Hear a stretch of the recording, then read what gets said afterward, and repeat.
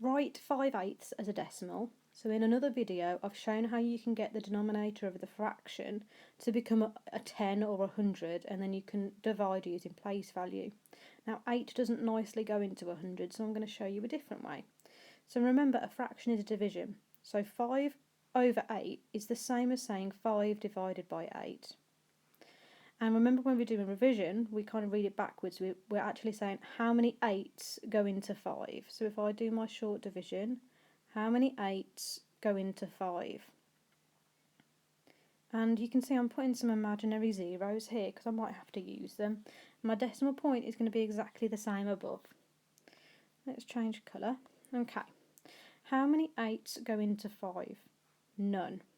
So I've still got that 5. How many 8s go into 50? Well, remember, when we're doing a bus stop, you can always list your times tables down the side. 8, 16, 24, 32, 40, 48, 56, 64. Okay, so how many 8s into 50? Well, that's going to be 1, 2, 3, 4, 5, 6, and there's going to be 2 left. How many 8s into 20? So that's going to be 2, and then there are 4 left. And then how many 8s into 40? So I've got 1, 2, 3, 4, 5.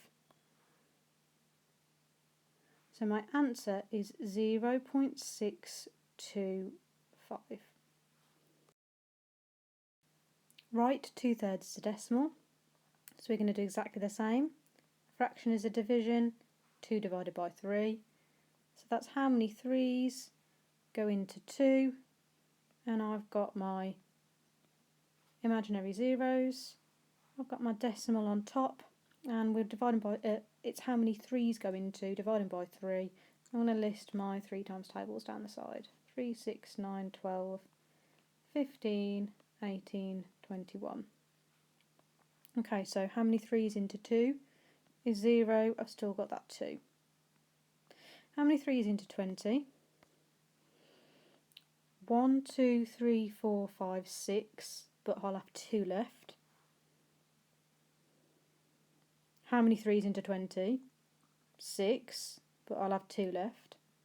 How many 3s into 20? 6, but I'll have 2 left. You can see I could keep on going forever.